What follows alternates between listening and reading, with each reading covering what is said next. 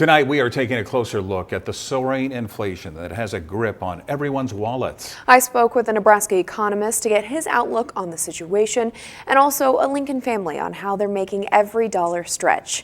It's a story you'll only see right here on Channel 8. So anywhere I can save a little bit of money is what I'm doing. I'm just trying to figure it out as I go. Buying in bulk, couponing, and garage sales are some of the ways Lincoln mom Amber Powell is making her family's dollars stretch as much as possible. We try to do a lot of activities that are always free in general. But yeah, we're not right now affording to do any kind of extra activities right now. Her family rarely goes out to eat, cuts out unnecessary things around the home, and drives as little as possible. Amber says this is the worst year she's seen in a long time with prices going up. Just everyday items, I can't believe how much they are skyrocketing. The soaring inflation is the highest we've seen since 1982. The latest consumer price index released in February shows that consumer prices jumped 7.5% over the last year, with food prices increasing 7% and energy prices 27%. Nebraska economist Dr. Ernie Goss says the Federal Reserve should have taken action by now by raising short-term interest rates. The Fed is behind the eight ball, as we say, or behind the curve. In other words, they should have already been taking action. They have not, and they're letting inflation run a bit, in my judgment, to excessive inflation because of their failure to act. So what's causing this inflation? Dr. Goss attributes it to three areas: spending, supply and demand, and labor shortages.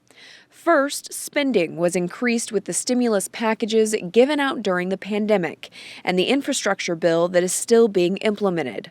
Also, the Federal Reserve has increased the money supply by 35 to 40% since the beginning of the pandemic. 35 to 40%. Second, supply and demand.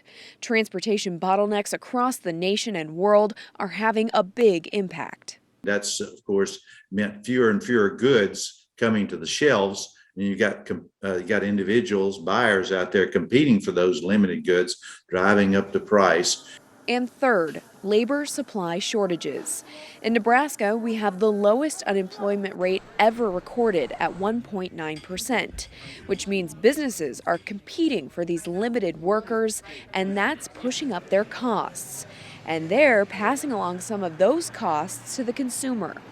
Dr. Goss says the positive note right now is that we're not in a recession yet. The real scary part is we could get what's called stagflation. That would be rising inflationary pressures at the same time the economy is negative growth. In other words, we're in a recession. We're not there right now. So what advice does he have for the average person? One thing is certainly you can buy, for example, I-bonds. Those are sold by the U.S. Treasury, and they're protected against inflation. Right now, they're paying 7.2% interest on an I-bond. He also says if you need to borrow money, do it now and don't wait. Also, it's important to get a fixed interest rate on any agreement. And if you can, delay buying a car, as that's an industry that has seen a sharp rise in prices. Amber and her family are focusing on their needs instead of wants. You know, any kind of extra wants that we are wanting right now, we're putting it on the back burner. There's a lot of to-do things around my house that I might not be able to do this year because of the rising cost, you know. I might have to just cut those out completely and just put it off for a few years if I can.